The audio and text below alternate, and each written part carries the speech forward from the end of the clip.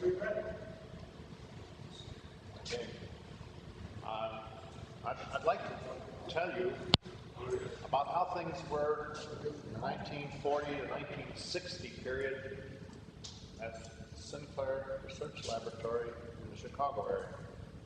The reason I'd like to tell you about that is I think they had an attitude toward research, an organization of research, catalysis that I haven't found elsewhere. I think it was very successful, and perhaps it should be considered in some petroleum research laboratories this time. First place, we had a catalyst research group of about 100. We operated on one project at a time. Management somehow had the courage to gamble. They were lucky, perhaps, because one of the 3 projects we operated on, each project for about a 5-year period, one of the projects paid off.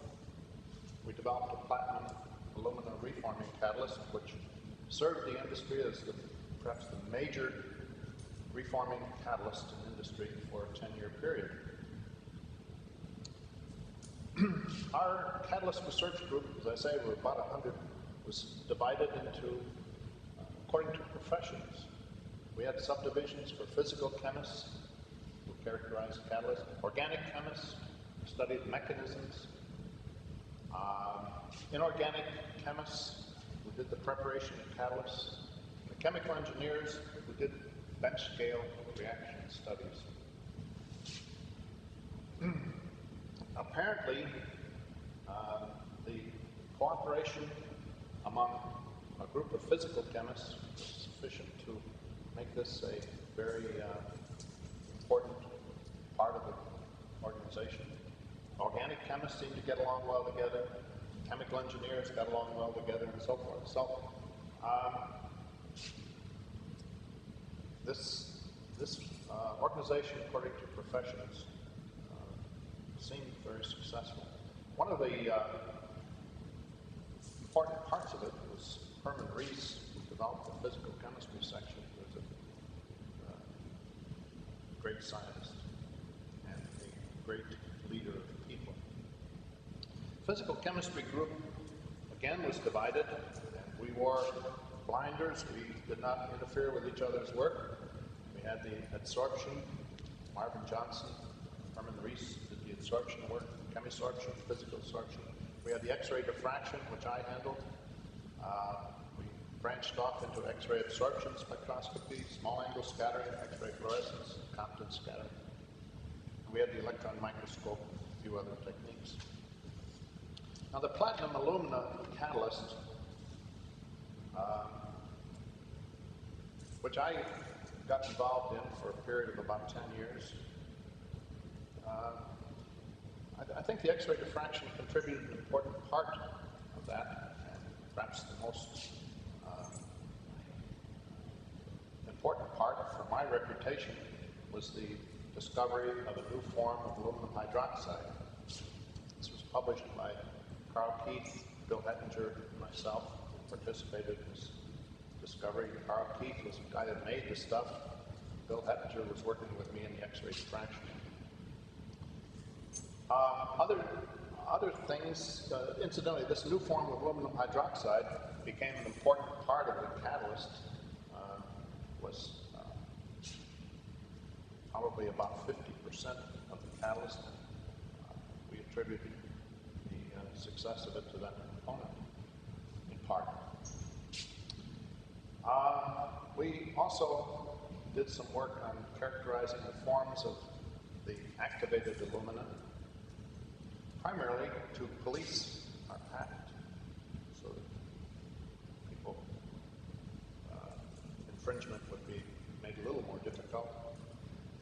The platinum crystallite size is determined by X-ray diffraction. The amount of the crystalline platinum was another important part of our research contribution to this catalyst, and we developed a method for determining surface area of this catalyst.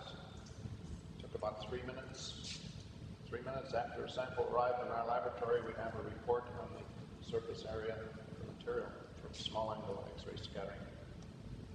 Now, I emphasize our organization and the commitment our management had to working on one project at a time with groups of specialists.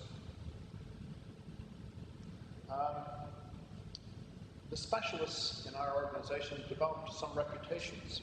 For example, I was able to get a new job with a great company, Chevron Research, at age 60, primarily because of the publications, the reputation I developed as a specialist at SInclair in this period. Because our project was successful, they gave a few of us who actually were working at the bench, you can imagine that, bonus. My bonus amounted in the end to about $60,000. Now this was $1960, which I don't know if people understand the difference between 1960 and $1986.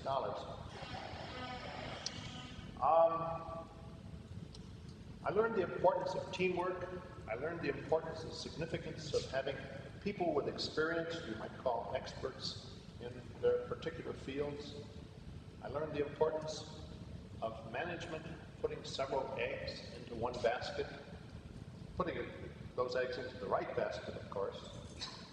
I learned the importance of being one of the first to get advanced techniques, the newest instrumentation, because with that we were able to jump into some leadership in the field of platinum, the field of aluminas, and so forth. I learned how important a great leader, specifically Herman Rees, was in leading a group, supporting us, and protecting us from various inroads that management might make into a group seriously trying to do industrial research. So, in conclusion, I've been in 5 industrial research laboratories in my career, been associated with them at least. I've been associated with 4 universities, and I think perhaps the most significant part of my research career was the 20 years I spent at the Chicago laboratories of SInclair